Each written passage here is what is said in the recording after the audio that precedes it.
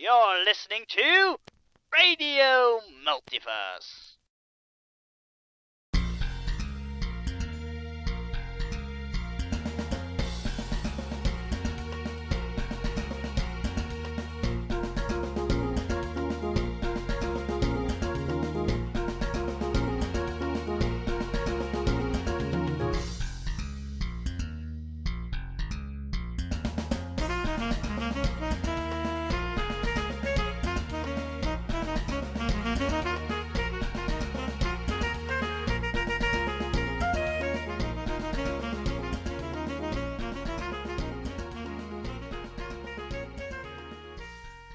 Greetings and welcome everybody to Radio Multiverse RPG with your host, Ramsey. It's a beautiful day here outside the Radio Multiverse studios. The sun is shining, the birds are singing, and we're here inside playing role-playing games. And today we'll be playing a game of Pathfinder. Joining me for said game are the following people. Hi, I'm Richard, and I'm going to be playing Nimbus Cobblepot, the gnome sorcerer. And greetings, travelers. I am Douwe, and I will be playing Quin, the half-elf paladin. Woe be him, because he's the only lawful person in this group. So true. Hi, and I am Dries, and I'm playing Chowder Marinescu, if I pronounce that last name right, and I'm playing a goblin ranger. Okay. And I'll be taking on the role of Dungeon Master, Spreader of Despair, and Eater of Cookies. I mean hearts, obviously. He took a shot. Anyway, before we get started, I'd like to tell you a bit about today's game, which is a part of the Thornkeep campaign, a published module from Paizo, the good people behind Pathfinder. We play this campaign from time to time when we either feel like a change of pace is needed from another game we're playing at the time, or when a player can't make it, like the case is today. Unfortunately, Nico had other pressing matters to attend to. Anyway, the story takes place in Golarion, the main campaign world of the Pathfinder universe, and focuses on a troupe of Verisian performers, a group of gypsy-like people, if you will. They travel around the continent of Avistan, making stops in towns and cities along the way, and setting up fairs in hope of making a bit of coin. Recently, they were hired by a wealthy merchant from Thornkeep, a rather shady town that could even be described as a wretched hive of scum and villainy, in the equally shady country known as the River Kingdoms. Of course, when you travel through dangerous territories like these, you'll need some protection. So the performers hired several bodyguards in the form of our player characters.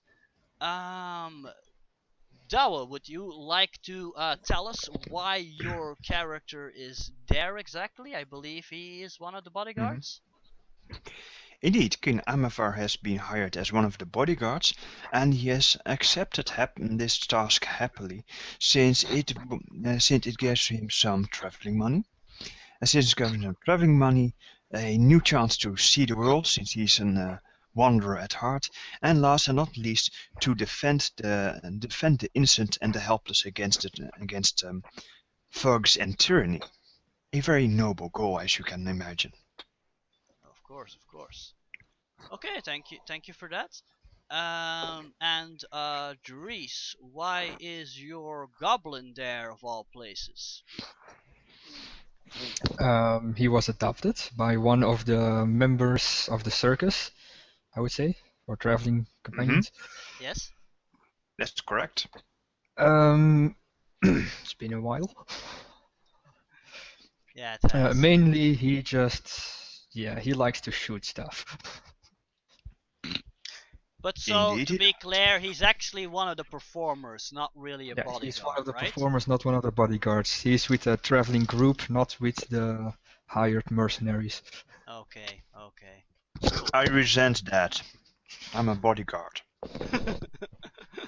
Well, Mercenary. technically, you are a mercenary. I am a...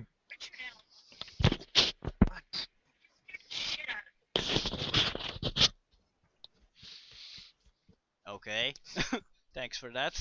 Anyway, Richard, Yes. we still haven't heard why your character is there. My character is actually there for a slightly different reason than everybody else's. This is more or less his penance for not necessarily evil deeds, just, he insulted the wrong person and they took it kind of hard, and she was the wife of a captain of the guard, so it was either this or he goes back to jail. So he's there to serve his penance and also try and make a little coin so that he can, escape the city as fast as possible. Okay. Thanks. In other words, community service. Guess we could see it like that. Just a bit. Anyway, oh yes, and of course there was Nico's character who can't make it today. He was playing a dwarven fighter by the name of Nargrim, and the last name escapes me for a moment. I can't remember, but anyway, Nargrim. He was a dwarven fighter, and he was of course one of the bodyguards. And then there was also a player who will not be named, who was playing a human summoner. Voldemort! Yeah, he was playing a human summoner and was also one of the hired bodyguards. But yeah, he left the game and he shall henceforth no longer be named. Anyway. Voldemort. Anyway, as our heroes arrived in town, they soon noticed that, yeah, like I said before, this town was rather shady. It seems to be full of criminals and goblins, and the local guards don't really seem to care for some reason. And besides that, they also discovered that there is a hidden dungeon below the castle in the middle of the town, which is what the town actually got its name from, Thornkeep. And yes, there are all sorts of secrets hidden there below, and of course, dangerous monsters. Mm-hmm. And let me think, in anything else I am missing. And also, yes, they also did a they got to know the people, the town's people, and they also helped them out with a couple of problems they had. I remember that you went to the local woods and rescued a girl who did not return from her usual mushroom picking trip, and you saved her from a bunch of horrible spiders, if I'm not mistaken. Ah, yes. Quin was not present then. That could be. That could be. There anything else I'm forgetting, guys? Yes, the one thing that yes, we have yes, we've cleared the accursed halls and found the Sword of Zog. The Sword of Zog is a haunted cultural artifact to the goblin history. We still have not sold it back to the goblins yet. Yes. And the odd thing about Thornkeep is that goblins usually, well, people don't want goblins in their town for obvious reason, because they not only do they steal everything, they like killing things too. So you obviously don't want those in your town. But Thornkeep is a little bit of an exception to that, because they actually have a goblin community. Dun dun dun. The leader of the local tribe of goblins, called the Brambleclaw clan, Great Chief Gralsk, he calls himself, he would desperately like to get that sword back because he claims it belonged to some sort of goblin hero. But as of yet, the player characters don't seem very interested yet in giving it back to him. But we'll see. Well, Anyway, first we wanted the praise to see what his value is, yeah, that's true. and if the chieftain's story is true, because that is also an important point. Don't you say, dear fellows? Mm-hmm. Mm-hmm. Anyway, in the party's latest adventure, they went back to the accursed halls because, well, there were a few tidbits they had forgotten about, a few treasures they had to leave behind because the things were getting a little bit too dangerous for them. But they kind of expected that they had already cleared out the entire dungeon of monsters, but that's where they were wrong. Because while they were in the middle of merrily marching through the dungeon with nary a care in the world, they were suddenly ambushed by a group of sturges, which are kind of like giant mosquitoes. And our paladin, Quin, kind of got almost all the blood sucked out of him, and he almost died even. So he's not in very good shape now. He owes his life to Chowder, our goblin, and Amelia, the daughter of the troop's leader, who was also accompanying them for their trip to the dungeon. So yes, he almost died. She fancies herself an adventurer. She surely wants to experience the excitement of our life. That is true. That is true. She doesn't want to tread in the footsteps of her parents. She'd rather be an adventurer than a performer. Anyway, that's kind of where we left off last time. Our party members, which were at the moment only two people, Quin and Chowder, and then of course my character Amelia, were making their way back to the inn because Quin sorely needed some rest because he looked like he was about to collapse at any moment. I need to drink your blood. They were mosquitoes, not vampires.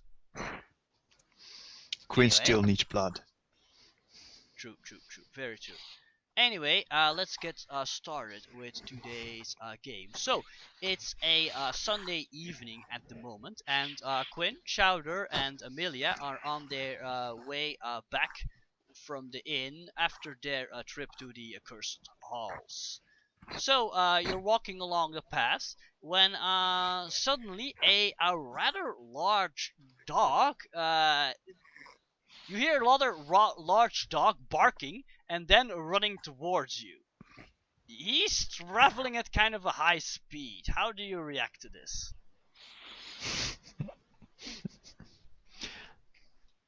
No, we gotta run for it, guys. It's a dog. Does the dog look angry, upset, or Nope. in a killing mood? Nope. But he's running at you pretty fast. It's rather large dog. You think brown and black with brown patches. You think it's a Rottweiler. Right. In that case, I'm going to step to the side so that I'm not in the direct path of the dog and see if he veers towards me. Okay. And he actually runs in your general direction, yes. But then he suddenly lunges towards Chowder, picks him up by the collar, and runs off. Oh, bugger. Amelia goes, I think Chowder's being a naughty boy. No, wait, no, Quin, you have to stay here. You're in very bad condition. You need to rest. But my companion has been taken. I cannot stand for this. Come, Amelia, let us run like the wind.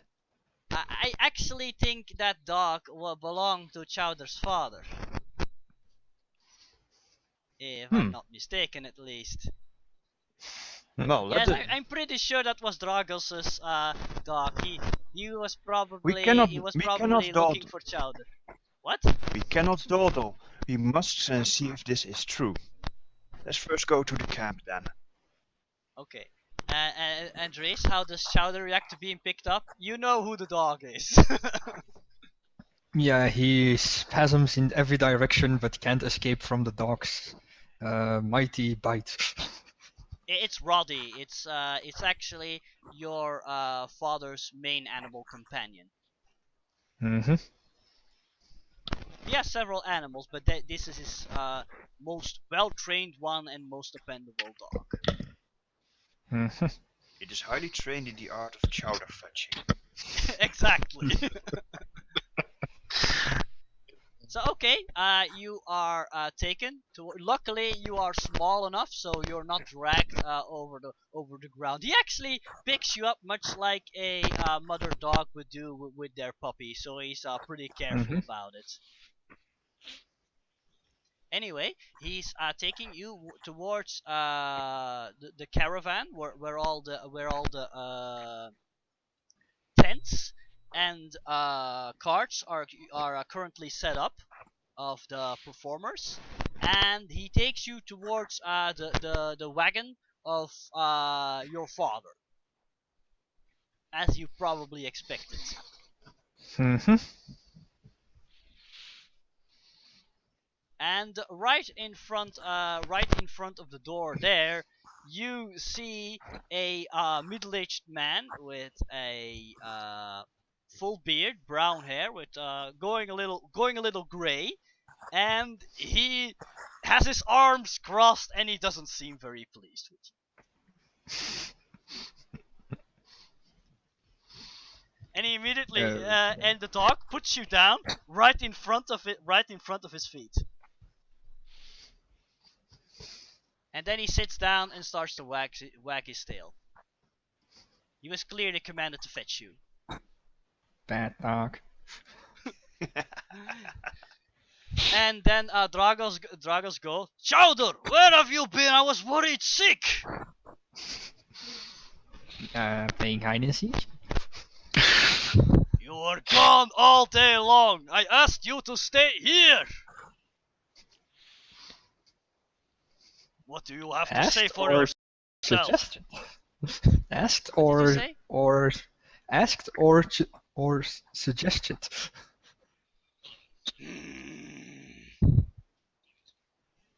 Get inside right now, young man. I have a few things I'd like to say to you. And he points inside. Oh boy, where's my ass protector?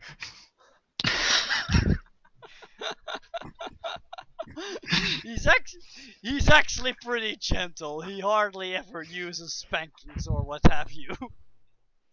Yeah, No, Maybe just he the should, paddle. but still. With a kid like Chowder. Mm-hmm. And for the listeners at home, if I'm not mistaken, Chowder is like only 12 years old. But for a goblin, I think that's like a young adult. I think Mm-hmm. he's technically Right. old enough to take care of himself. Technically. However, not according to human culture, That's true. to which his father is a part of. Indeed. So, resting on Amelia's shoulder, Quin also makes his way over to the encampment. Mm-hmm. Yes, indeed. We shall head first towards Chowder's father's wagon. And by the time you make it over there, because obviously you can't run after him, you're in no position to do that. No. You look like you're about to keel over, and you notice that outside of the wagon, there's a the same dog you've seen before is lying there, and he's chewing on a bone. So you know you're at the right address.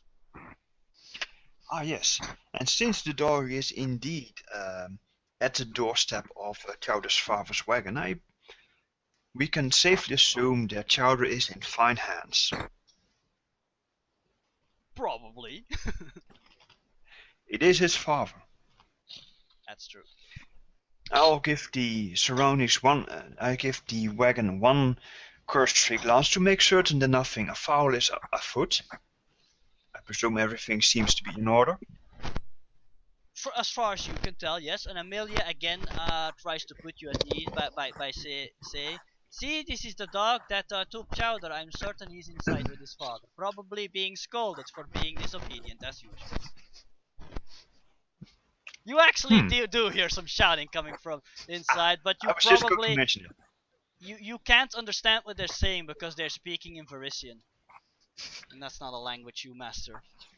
And you hear Chowder yelling and some leather being cracked.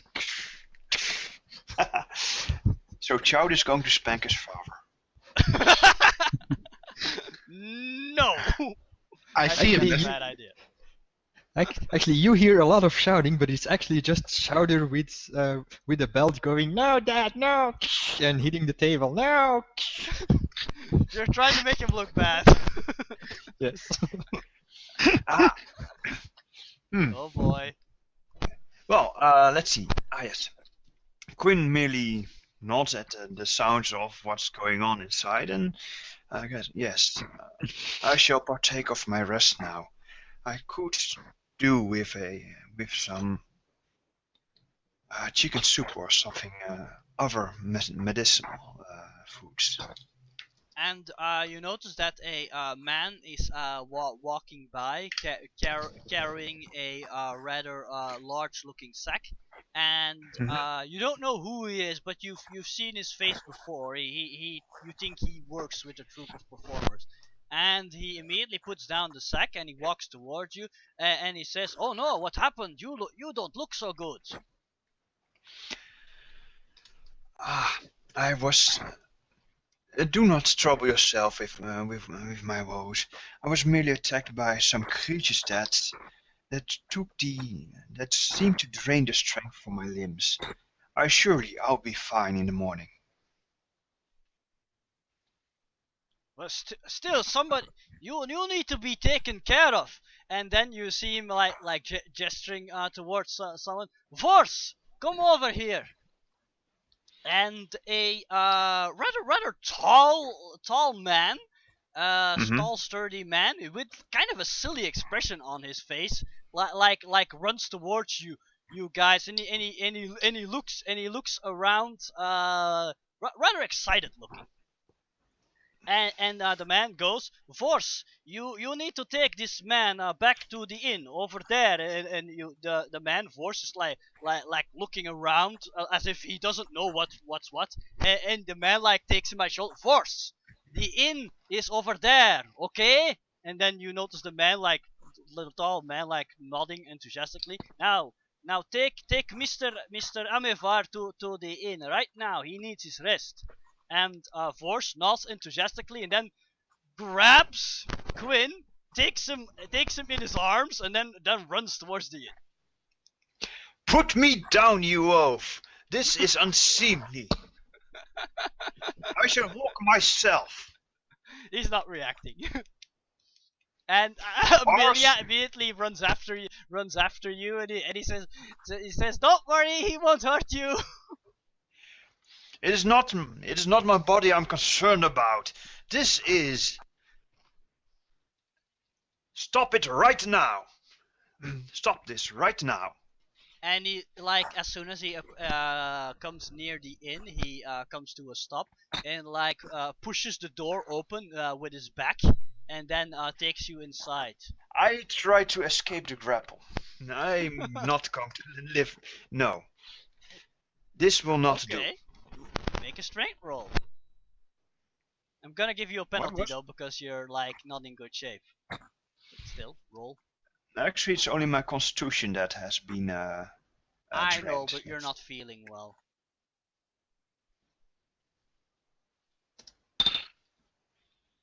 Nope, that's not going to do. You're not getting out of that one. He's actually holding you gently, but still, you're feeling weak, so you're not getting out of it. Yes, I'm not.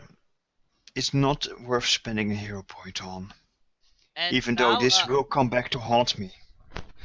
Force, yeah, you notice, yeah, actually it's pretty quiet in the inn, but as soon as like the door is like thrown open, you notice the innkeeper coming into the room, a kind of a portly, slightly overweight man with a bristly mustache and who's kind of with brown hair, who looks like he's kind of balding, and he immediately goes, "Oh, what's happened? What happened, sir? You don't look so good."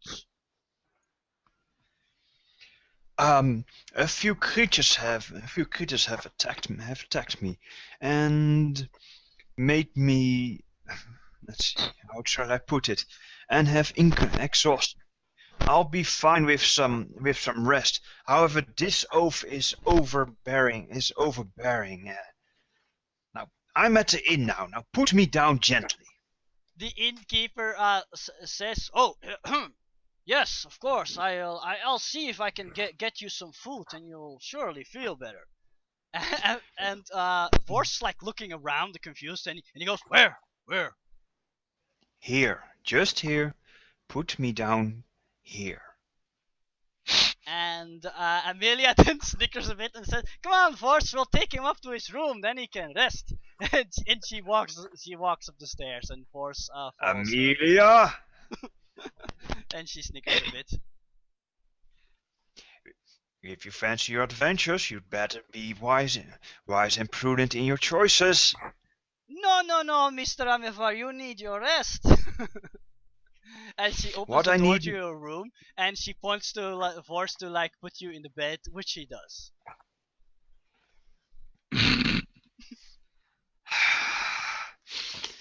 I shall not forget this. The indignity. And then Vorst, looking excited again, he says, "I do good." And Quin, Amelia nods. Yes, Vorst, very good job. You can go home now. And Vorst nods, and he runs off. Force. Thank you for bringing me here. Oh, he then comes to a stop near the door, and he nods at you, beaming brightly with a broad smile, and then he runs off.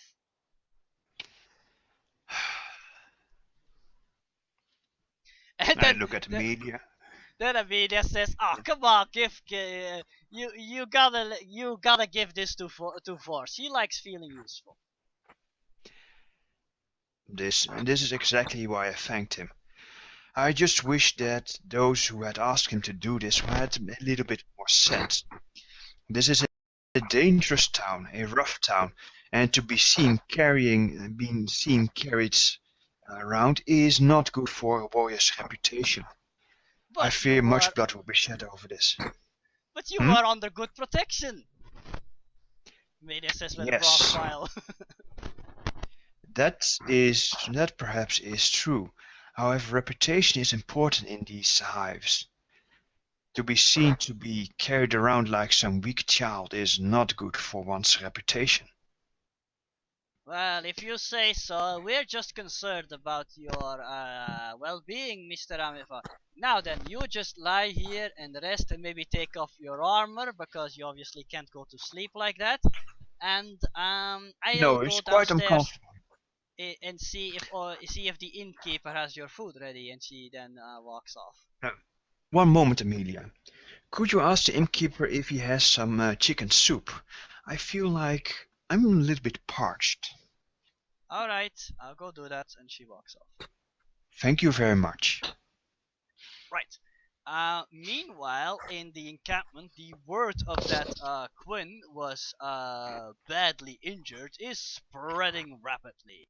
And the news also spreads to one of the newer performers, the gnome Nimbus Cobblepot, who learns that his probably good friend was injured. Oh dear word. Wait. You said what? He wasn't walking in on his own power. Are you sure? Are you positive? He was Seriously? He was very white, almost as if he had not enough blood in his body. So he was being carried by Vorse? Oh my gosh, I'm so gonna get him for this. You have no idea. Oh, he's getting it. He's getting it. I've got ammo. I've got ammo.